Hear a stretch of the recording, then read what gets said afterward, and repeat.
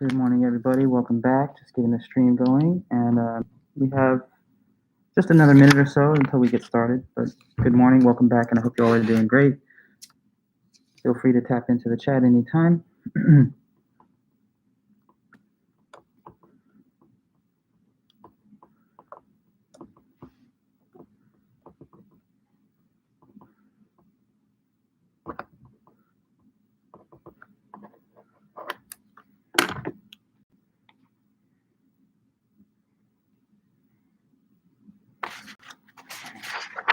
Hi, Sebastian. Good morning. Zachary, Sydney, Kylie, everybody.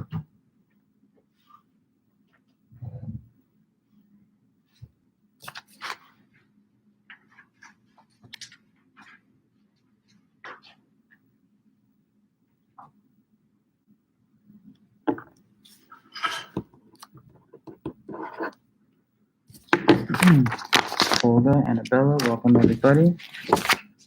Okay, so let's get things started, guys. Welcome back. Hope you all are doing great. As usual, leave a comment at some point if you can, just to kind of record your attendance today. And yeah, so we're at another key juncture of the semester. We've covered some important topics so far, and we're going to move on to yet another new topic today. So looking back at where we've been, we began the term just talking about philosophy of religion, all these arguments, questioning the ability to prove whether God exists. Some are trying to prove God's existence. Others thought that the arguments had flaws. Then we looked at ethics for a while, morality, what's right, what's wrong, what are the theories that could be given to try and define the concept of moral and immoral. And then after looking at the trolley problem and some related topics, economic inequality and all that, we've learned about epistemology, the theory of knowledge. What is the classical definition of knowledge? How is it criticized in the modern day by Edmund Gettier? And what can we learn about the deep analysis of knowledge given by René Descartes, who thinks that we have to limit ourselves to the method of doubt in order to discover what's certain, in order to set a foundation for knowledge. So now, as we continue the semester, we got another important topic to broach, and that is something having to do with metaphysics. So let me first just state the concept of metaphysics on the board. Oh, and hi, Brandon. Good to see you from Kauai. Is that right? Well, enjoy. I'm sure it's nice over there right now. So here's our new topic, and we'll start right now, metaphysics.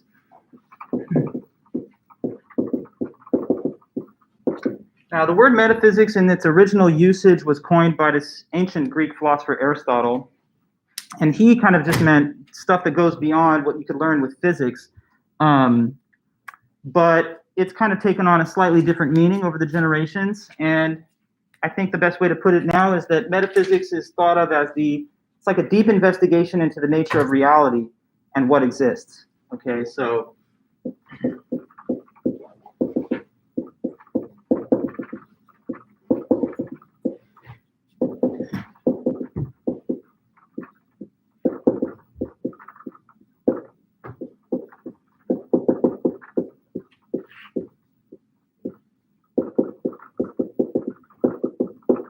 so when we really try to have a focused, penetrating analysis of some aspect of reality, getting down to the bottom of what really is in reality, what objects exist, what's the nature of these objects, that's when we're doing what so-called metaphysics is. And metaphysical inquiry can take any number of different topics as its starting point. Sometimes people are interested in the question of human free will.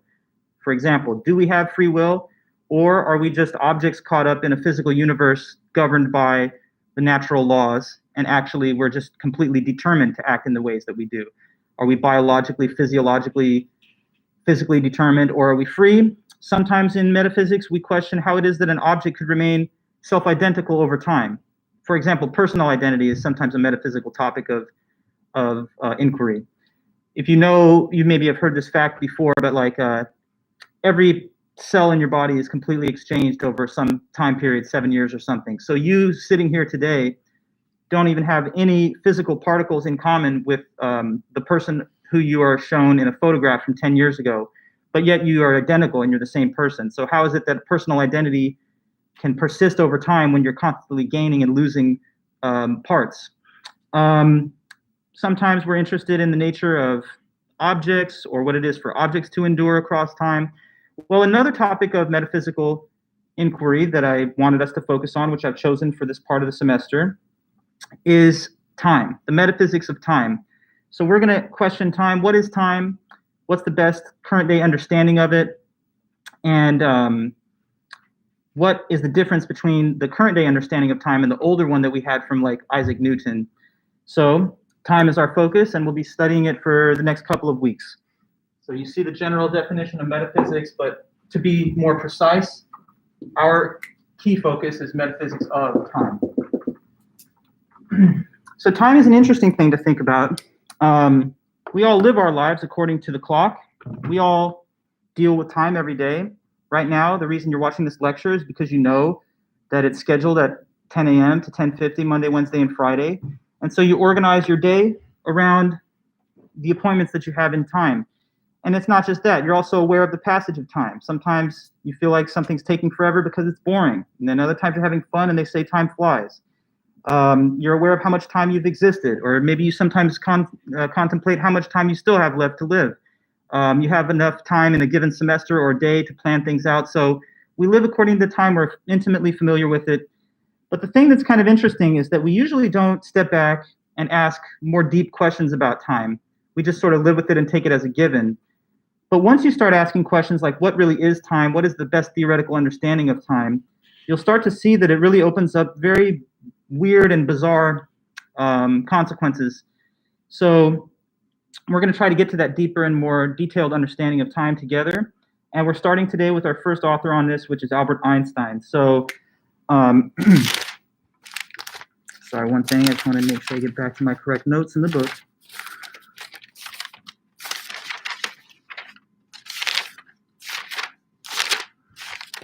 Okay, cool. So the author that's going to start our discussions of time off is a well-known, famous physicist and philosopher, Albert Einstein.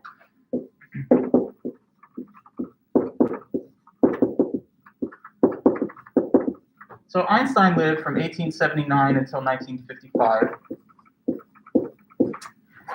And he published some very important, groundbreaking papers in physics as a very young man working at the patent office as a patent clerk in Germany. So literally, like in his early 20s, he published on the electrodynamics of moving bodies. And that's basically the general and special theory of relativity, which won, the Nobel Prize in physics. So he had this huge impact as a young person. But those papers came out in about 1906. 10 years later, he wanted to kind of broaden the understanding of his concepts to a more wide audience. Because if you know, Einstein's original papers are very technical, intimidating for people that are not, let's say, theoretical physicists or mathematicians. So he wanted these ideas to be more widely understood. And that's why he wrote in 1916 a book called Relativity, which tried to sort of present these ideas to a more popular audience and to bring them down to earth a little, make them a little bit less technical. So the selection that we're reading from today comes from his book of 1916, which is just called Relativity.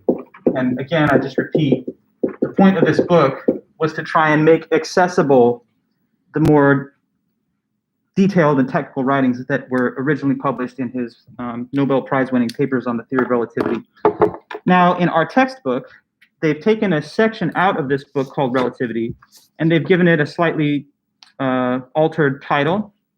So anyway, the selection, as you've read in our book, is called Time and the Relativity of Simultaneity.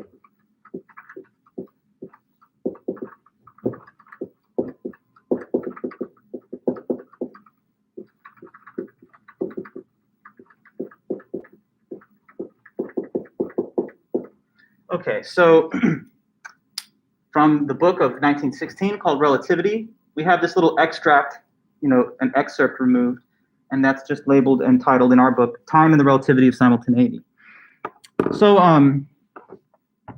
Einstein is one of those names that's a household name. This is one of the figures in our class, I'm sure, that you're not learning about for the first time, or at least you have some prior understanding of the person of Einstein. He's kind of like the cultural meme, I would say, of like the genius scientist. If you have like one image in your head of like a brilliant, scientist type, you're thinking of the classic wild hair, mustachioed face, and the sort of rumpled academic look of Einstein. But even though he's achieved such prominence and he's well known as a household name, not a lot of people, at least outside of the academy or those that study the topic, really have anything more than a very, very bare bones understanding of his ideas and what he actually contributed to science.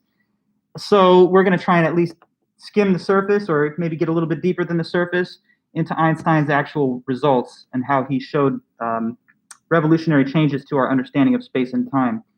You see, before Einstein, the dominant paradigm in thinking about time and space was Newton and Newtonian physics. And according to Newton, time and space were two separate things that had no essential connection to each other. So basically, according to Newton's view, space and time were independent, meaning that no matter how fast an object would move through space, no matter what its state of velocity was, that could have absolutely no impact or effect on the rate of time passing. So Newton thought of time as an absolute. It moves at a steady and constant fixed rate, and no matter how fast, slow, or whatever objects move in space in terms of their velocity, Newton thought that could never have any effect at all on the constant and steady passage of time. But what Einstein was able to show is that that's not true, that space and time are not independent, but they are intricately woven together into one common structure called space-time. And according to the space-time conception of Einstein, they're not distinct, meaning that when objects move through space, their state of motion and velocity actually does cause changes to the rate of time's passage relative to other objects and observers in space. And once you understand this relativistic conception of space-time, which we're going to try to present here today, it really does open up very far-reaching, puzzling, even like trippy and bizarre implications for us and for our position in the universe. So let's try to get it going, and we'll take our time going through this step by step. So the first thing Einstein says in his paper is to consider a possible hypothetical scenario. So here's Einstein's thought experiment for us. I'm going to erase this title and author information. So now, here's the initial setup of Einstein's paper in our book. He says, I want you to imagine something that, at least initially, sounds straightforward and simple. I want you to consider a railway embankment, so like a railroad track, essentially. And suppose that there's two lightning strikes that happen on this railway at two positions. Here's one of them, and here's the other one. And just to designate a clear mark of where they are, let's label the positions A and B. So this is like lightning strike A over here, and this is lightning strike B over here. So they're at these two distinct positions along that horizontal railway embankment. Now, next thing that Einstein says is something that is a deceptively simple question, but it actually is harder to answer than you might think. He says, I want you to suppose that these two lightning strikes happen simultaneously, okay? So A and B, boom, they just happen simultaneously. But here's the question. His question is just this. What does that mean? What's the definition of that statement? To say that the two lightning strikes happen simultaneously, what exactly does that mean? And consider your possible answer carefully, because the problem is, Einstein says it's not so easy to define simultaneity as it may seem. You might think, oh, I know what it means, and then try to give an answer. But what you'll realize when you do such attempt at an answer is that your answer kind of is circular. You're going to say, they happened at once. They happened at the same time. But if your definition of simultaneity is happening at the same time, that's a circular definition, because that's just what simultaneous means. So is there any way that you could possibly try to give a definition of the two events being simultaneous that does not just say, in other words, that they happened at the same time? Go ahead and try if you can, but it's okay if your attempt is awkward or misplaced or whatever, because you're in good company. The genius Einstein is like, this is a very hard question to actually answer when you think about it. What would you say would be your stated explanation of two things happening simultaneously? Can you give me something? Go ahead and say in the chat or whatever if you like. What does it mean? The two lightning strikes happen simultaneously. So tell me, say that in other words.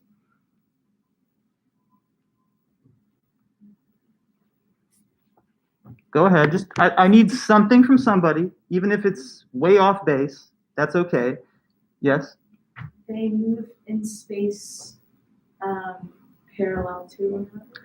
They move in space parallel to one another. Okay, but even if two things move in space parallel to one another, couldn't they do it at different times?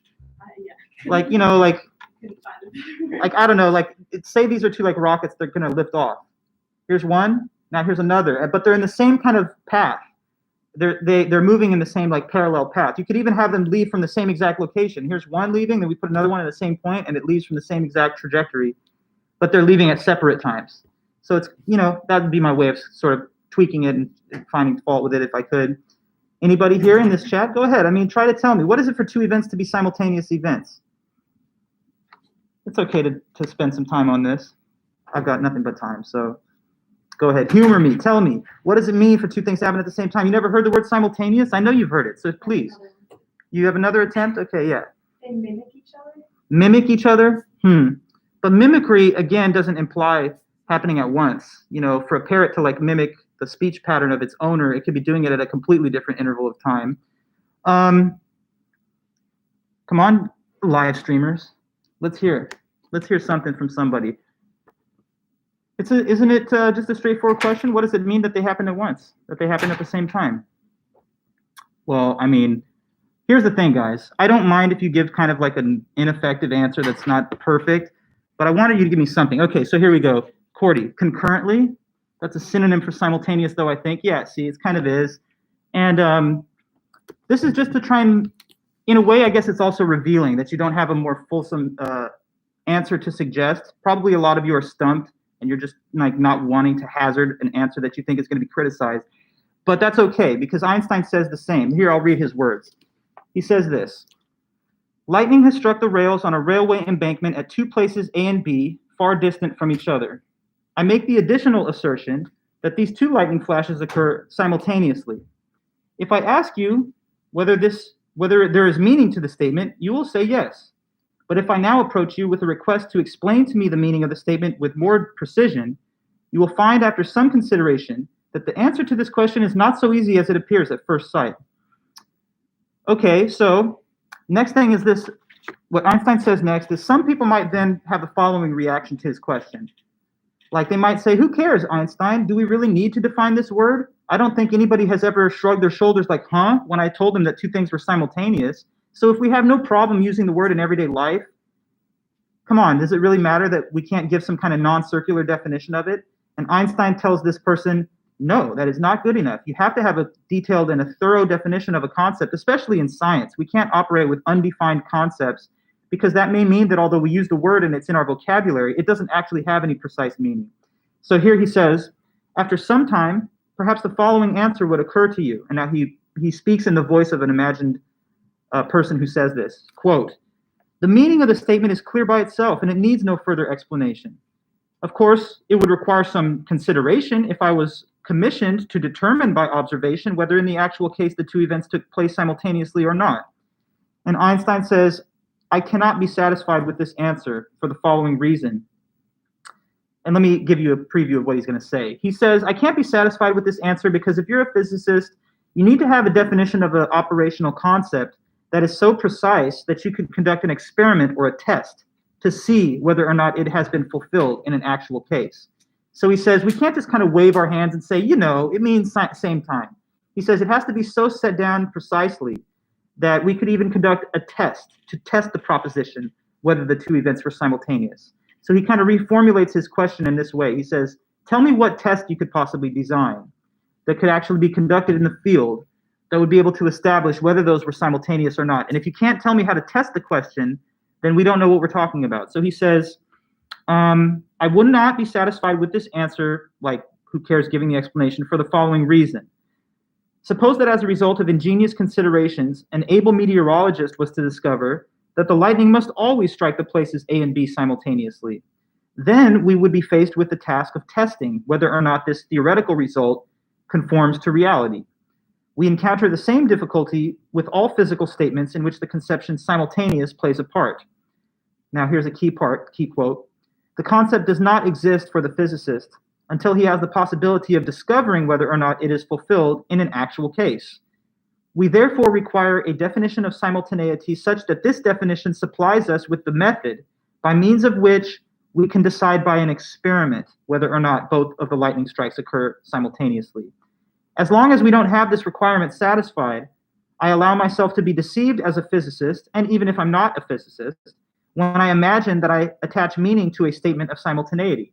And he says, I would ask the reader, do not proceed farther until you're fully convinced on this point.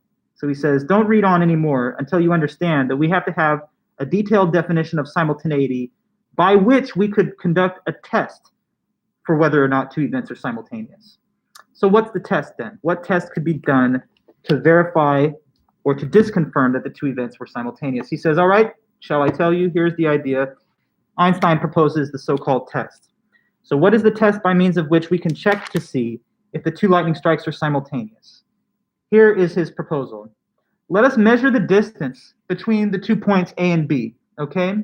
And since A and B are 2 points along this horizontal railway, kind of like a line segment, we can consider that to be the equivalent of a line segment. So line segment AB, measure the length, and now let us designate a midpoint in between the 2 points A and B.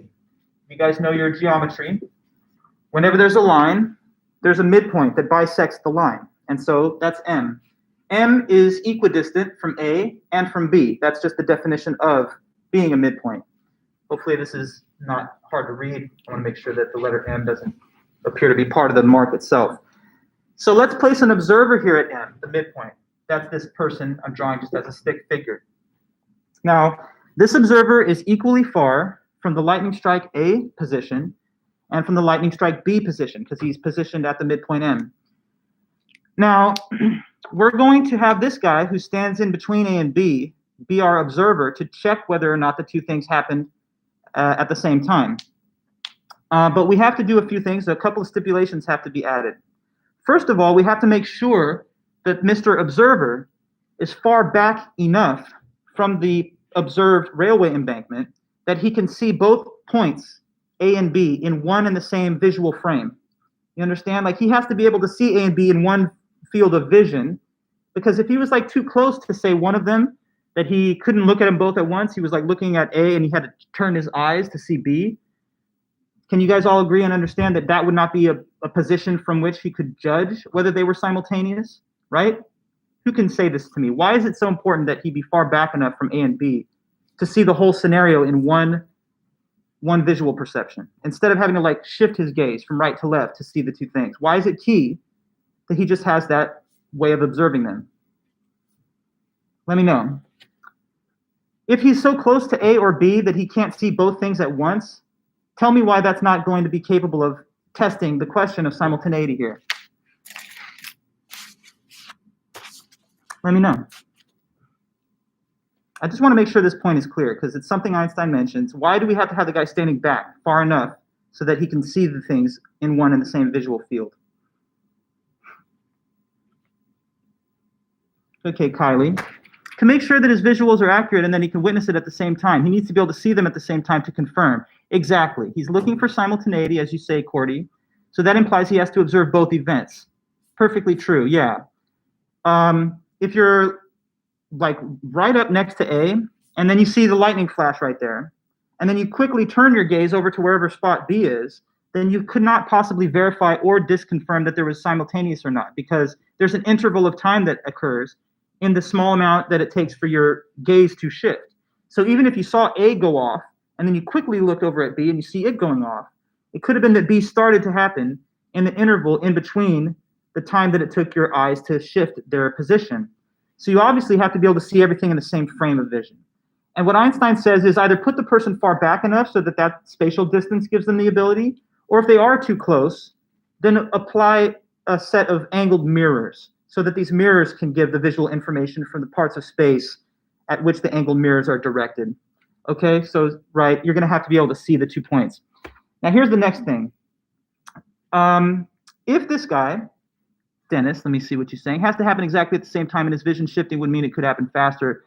Well, his vision shifting would mean that he couldn't possibly conduct a proper observation of the two things happening because he wouldn't be able to look at them in the same field. So there would be a time lag in between seeing one and seeing the other. And if there is any such lag, then you're not capable of judging whether they were occurring at once or not. Okay, so from his midpoint stationary position, he's standing still at the midpoint M. What Einstein says is that if this guy who's at that midpoint sees the two events happen in the same visual perception, then relatively to him, the two events are simultaneous. But one more additional assumption has to be added.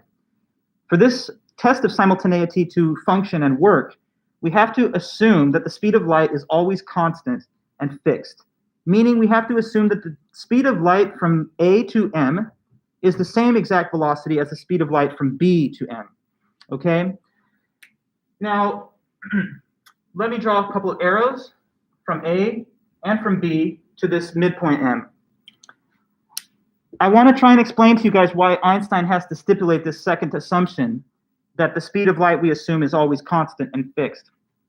Because it's only on that assumption that the present setup allows our observer to check for simultaneity. Let's ask this question. How does vision work physically, guys? It's not magic. So how is it working? How is it that right now you're seeing anything in your environment that you're looking at? What's the physical explanation for how vision works? Let me know. You're seeing things. How? Your eyes take it in and your brain. Takes in what? Your surroundings. Yes, but how? You're getting it right, but let me know. The eye takes what in? Like what you perceive. That's just a different way of saying it. Well, okay, let me ask you this. When you close your eyes, can you see anything in your environment?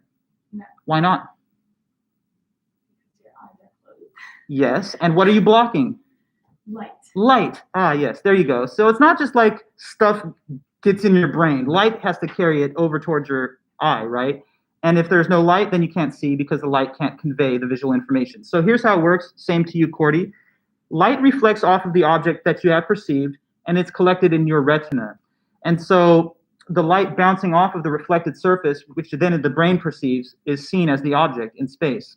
If you close your eyes, you place the eyelids in between the light rays and the eye that would have taken them in, and therefore the closed field of vision shows black because light can't reach the eye anymore. So light is the carrier of visual information to your visual system. That means that every time you look at something, there's a slight delay from the time that it took the light to bounce off the object to when it reaches your eye. Now, the speed of light is very fast, and so objects in your close environment, like in your immediate surroundings, you're basically seeing them as they were, an infinitesimal moment ago. But if you're looking out at, like, I don't know, telescopic images of distant galaxies, you've probably heard that you're looking at them as they were in many, many years ago. In some cases, you may be looking at stars that no longer exist because they have exploded in the time interval that it has taken for the light years away star to direct its light towards the telescope or the eye that is perceiving it from your position. So, okay, for this guy at the midpoint then, to see the two lightning strikes, what has to physically happen is that the light from the lightning travels towards the point where he is from the emission point of either A or B and arrives to him. So we have to assume that the speed of light is always constant and fixed, meaning that it's the same velocity from A to M as B to M. Otherwise, even though the two light sources reach him at the same moment, we could not infer that they departed at the same moment if they were traveling at variable speeds. Okay, so like here, I'll try and explain that by means of another alternative example. I want you guys to now assume this, looking at this graph. Let's suppose that A and B are not light rays traveling to M, but rather runners running a race, okay? And so M is the finish line. And A and B are the two runners, and that horizontal line up there is the starting line. So there's an equal distance in this race. It's not like an unfair race where some people have to go farther and others less far, so it's an equal distance. That is a fixed fact. Let's suppose that the two runners arrive at the finish line at the same exact time, but now I'm going to add one further stipulation. Suppose that A is twice as fast of a runner as B, so they're not the same velocity. A is a factor of 2, so whatever the velocity of B is, A is times 2 that. A is twice as fast as B, but they arrive at the finish line at the same time. So if these two runners arrive at the finish line at the same time, and it's an equal distance they've had to cover, but A is twice as fast, then let me ask you this. Did they leave at the same time? Or not? Okay, if not, then which one left first under my scenario? B left first, okay, correct. Because if B is twice as slow as A, then meeting at the finish line means that A gave the person a head start by half, right? So think of it like this. A is twice as fast, right? B is twice as slow. So the starting gun goes off, and he just chills like the tortoise in the hare, like the hare. And this guy's moving.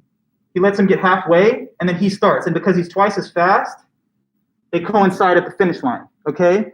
Now, we have to assume, exactly, Zoe, we have to assume that speed of light is not like these two different runners moving at different speeds. So we have to assume that the speed of light which travels from A to M is the same constant velocity as the speed of light which travels from B to M. But if we assume that, then we reach our desired definition of simultaneity, because think about it. Under the assumption that the two light rays arrive to the perceiver at M at the same moment, so he perceives them in the same visual perception at once, and also assuming that they've traveled the same distance, which we've stipulated by putting him at M, and on the third assumption that the speed of light is constant and is not different from A to M or from B to M, then they must have departed from their origin points at the same time, because they've traveled an equal distance at the same velocity, and they've reached a common endpoint at the same time. So therefore, deductively, we know that they must have departed from A and B at the same time. So this gives us the ability to define simultaneity with respect just to this one observer who's motionless. The definition is essentially that if the light signals emitted from two events reach an observer's visual system in the same moment, then relatively to that observer, the two events are simultaneous. And using this definition of simultaneity, we organize our events in space-time. Consider, for example, what a clock is on this analysis. When a clock shows 10 a.m. and you've been told, arrive to class at 10 a.m. For your college class, what you can interpret that to mean in this more fully stated definition is, make sure that two events are seen as happening simultaneously. The pointer hands of the clock, or the digital clock face of the clock, showing that time indication, and then the visual perception of you sitting in the chair of the classroom. So clocks are really just reliable measuring instruments that we can all coordinate, which move in unison and in synchronicity with each other. And then we can assign events in the world to match to the observation of the time indication shown on the watch or the time measurement device. Now, this already is kind of trippy and weird, because you're thinking of time and events being simultaneous or not in terms of the receipt of incoming light signals from some distant sources that reach your visual system. So time only exists relative to everyone? Yes, exactly. But it's about to get much even weirder than this, okay? So the weird part hasn't even fully started yet, as strange as this is. So now we're going to get into it. What I'm going to show you next is what Einstein shows, that based on this analysis of simultaneity, it's not absolute. It's instead a relative concept. Okay, so let's now add to the example by showing a second observer on the scene. Okay? We've already got this guy standing still at the midpoint M. So now assume that there's a moving train that's traveling along the railway. And here's that train. It's traveling with a constant velocity from the left to the right, away from A and towards the direction of B. And it's traveling with constant velocity V. V is just a placeholder for whatever the given velocity is. I'm just telling you it's at a high rate of travel and it's constant. Okay, now here's the observer who's positioned inside of that train. Now, here's something to note. Every system in which there is motion can be described as its own frame of reference. So each different observer can have their own unique frame of reference given their state of motion relative to other observers. So this guy, the motionless observer at M, he has a frame of reference from the stationary position he has at that midpoint off to the embankment side. The other observer, who's moving with the train's velocity V, he perceives all events relative to that frame of reference. So that's a separate frame of reference from the guy standing still. Now, given the reference body of the moving train, let's say that we can also observe a midpoint that this observer will traverse as he makes his passage from left to right. So to designate where that midpoint would fall along his route, let's just draw up here parallel with the first one, M prime. So M prime is exactly in alignment with M. You know, there's a plane here along which both of those indices fall, okay? If there's a little glare, hopefully it's not too bad. Well, I can't really change it, but anyway, you guys see it. I think you can see it pretty clearly. There's the midpoint M prime, as seen from the observer's position on the moving train.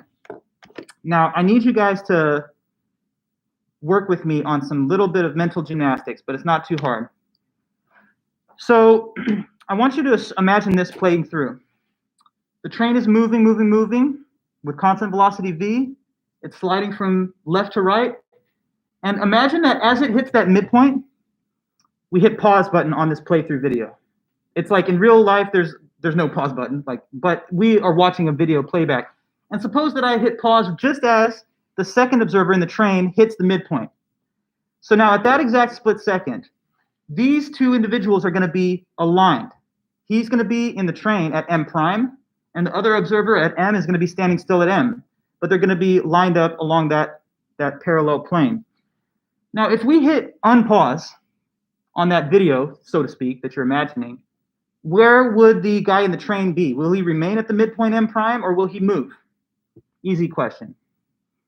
Let me know. What is the case in this hypothetical video monitoring of the events? If we were to unpause the video as he was lined up with M prime, what would be the case with the guy in the train? Is he going to move or stand still? May I? I mean, look. He's going to keep moving. He's like, move, move, move, pause. You see that they're lined up. Okay, let it play. And he keeps moving to the right. Okay? So, good. Exactly. Thank you, guys. So now for the motionless observer who stands at M, we said that he sees the two light sources reach him at the same time because he's posed in between them. They travel the same velocity. They have the same distance to travel, and they meet at the endpoint, or midpoint rather, M, at the same time. But how about this? If this guy hits M prime at the exact same time that he conducts his observation at M, he sees them as simultaneous, given his motionless state.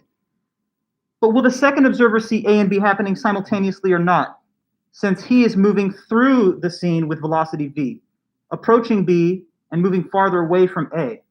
Let me ask you, if you have the intuition, what would be the situation for the second observer? Will he see these events simultaneously or not?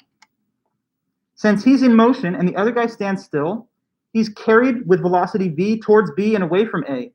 Even though he's at the midpoint, at the same time he does his observation, he doesn't stay there. He's constantly moving with velocity. So question, to the second observer on the train, relative to him, are the events simultaneous, yes or no? I want to say yes. Why? Because just because he's moving doesn't mean that they happen at a different time. Well, you're just wrong. They don't happen at the same time relative to him. Well, because it's light. If it was like two people like dropping a ball. Everything in reality is relative. So you may be thinking this. The objective fact is they're simultaneous, and he sees like an illusion or something because he's got a state of motion. Like he sees something that's not true. He thinks that they're out of sequence. Well, let me not humor you too far because I want to get into that, but I want us to get the right answer first. So question, will he see these two events simultaneously or not? Will he see them as simultaneous or not? The second observer who's in motion, we need to get the answer and we need to say clearly what the answer is and why so that everyone understands 100% clearly. So will our second observer, given these conditions, see the two lightning strikes simultaneously or not? Yes or no? Come on, everyone. You're okay. Let me know here in the chat. What's the answer? It's something intuitive. It's something intuitive that, I think you already understand, but you just got to write it down.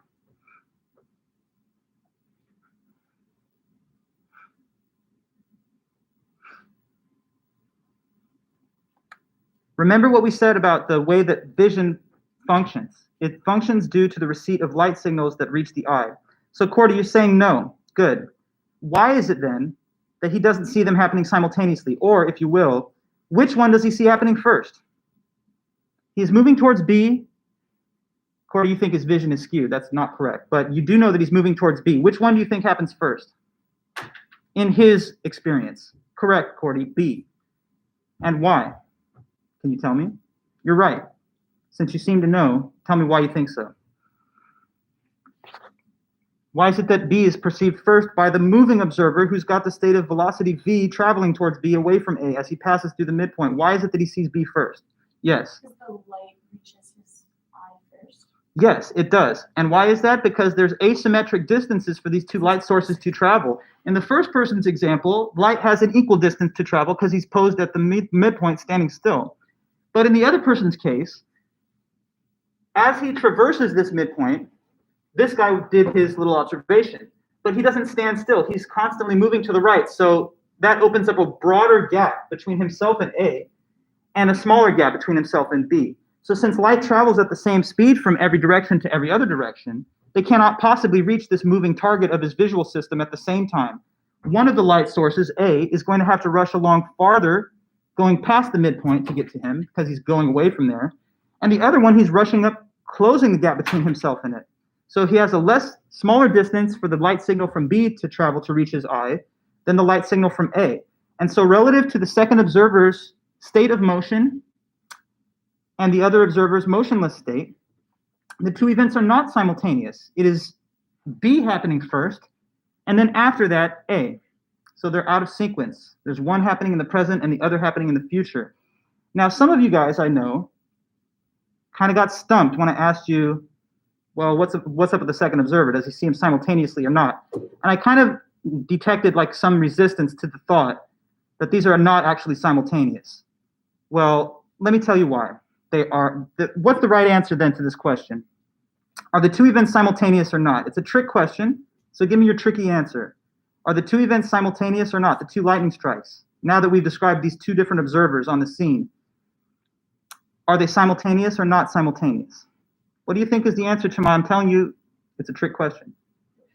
It does depend. It's relative. So for you that are thinking, the fact is they're simultaneous, that's wrong. There's no objective fact about whether they're simultaneous or not, because you might be thinking, well, the guy that's standing still, he's not moving, so he sees the events as they really are. The other person has a state of motion which causes some kind of visual distortion to the events.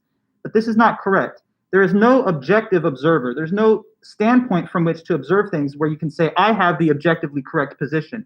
Because even though you think this guy's standing still, let me tell you, none of us are standing still ever. We're on the surface of the earth, and so we're all moving. The only reason that you consider yourself to be motionless at any time is because the frame of reference that you were in has a different state of velocity than some other frame of reference that you could be in. It's like traveling in a car. You're sitting still, but you're sharing the velocity of the vehicle that you're riding along with. So none of us in this universe are ever like at a stationary point where we can say, this guy has the right standard or right perspective, and the other guy who's moving around is not seeing things in the right way. So there's no fact about which of them is correct. And that's where things just get so trippy and weird, because it implies very far-reaching and deep things.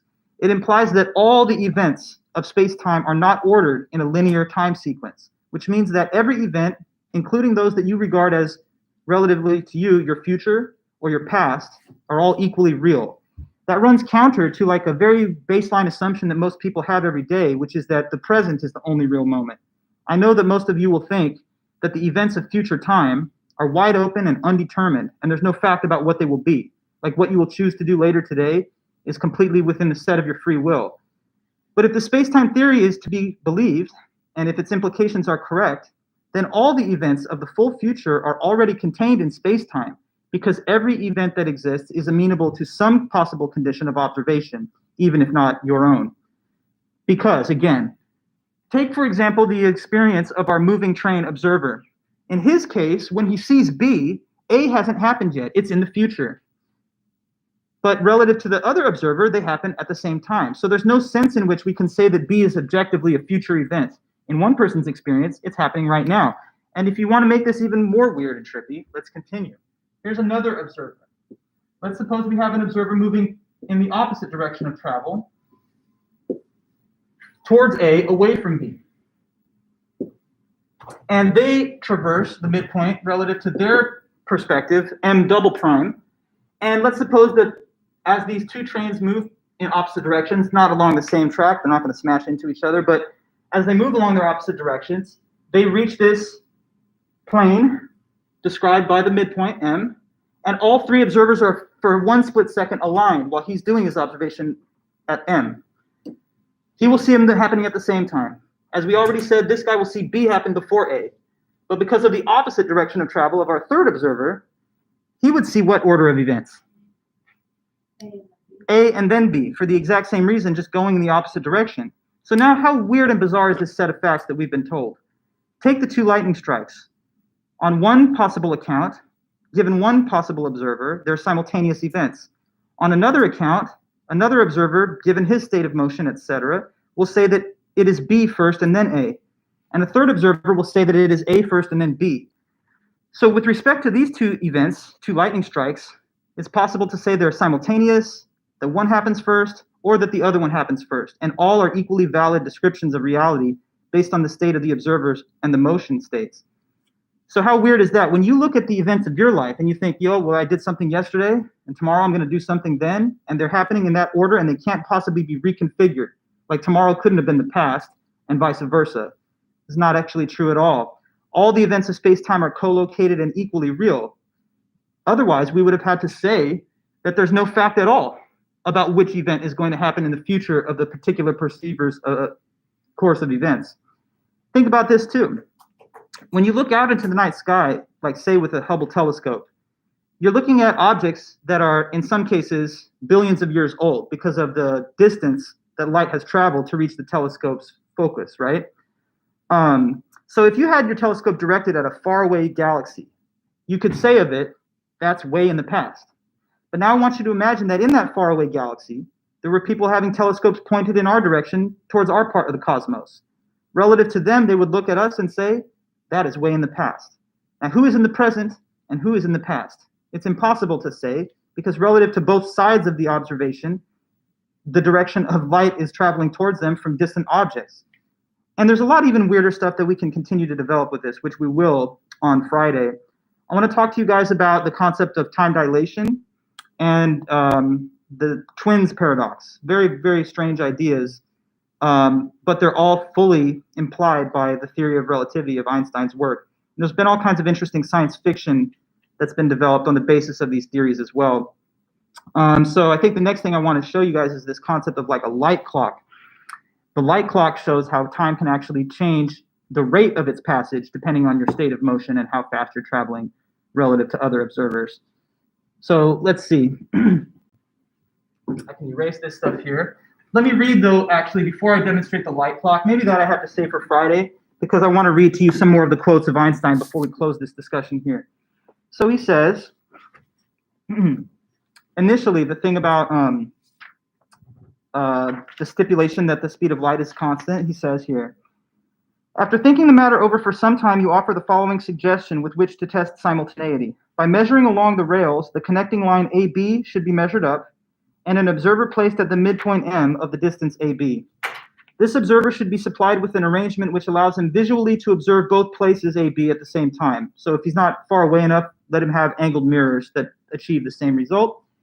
Now, if the observer in this position perceives the two flashes of lightning at the same time, then relative to him, they're simultaneous. And then he goes into the point about stipulating the fixed speed of light. He says, I'm pleased with the suggestion, but for all that, I can't regard the matter as quite settled because I feel constrained to raise the following point.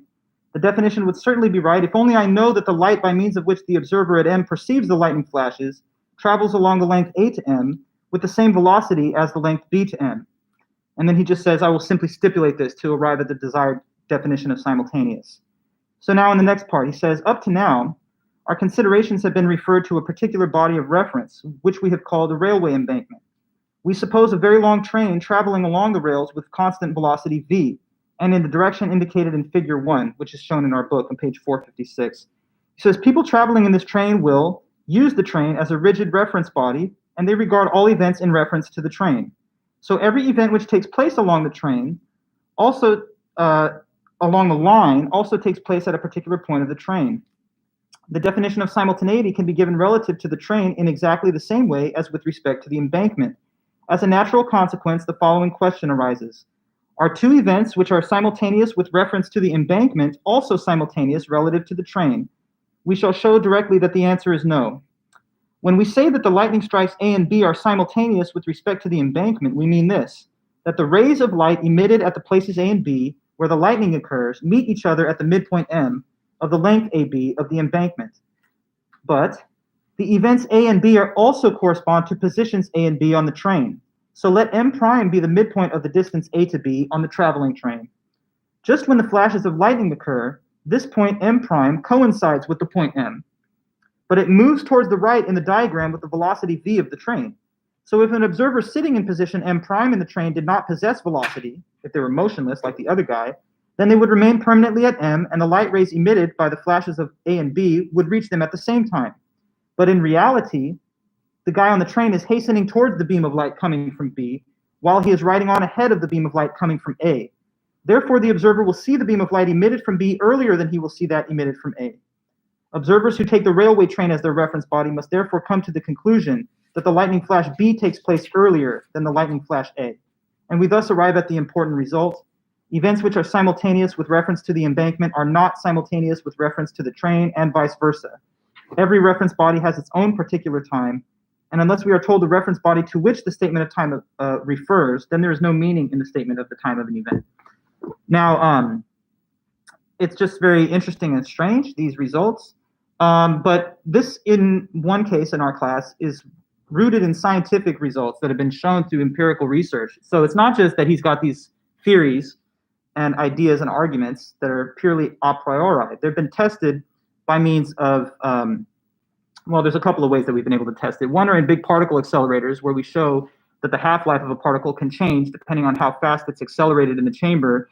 In other cases, we've been able to use very precise, what do they call them, atomic clocks, and place one at a higher state of velocity than another while they're perfectly synchronized, and it shows a time gap between the two. But for you to fully understand that, we have to talk about time dilation. So next time I'll cover that, if I can, in a few minutes at the beginning. For now, though, everybody, thanks so much again for all your hard work and attendance. I appreciate it. I know we have some heady lessons in here, but at least to me, it's all fun and games.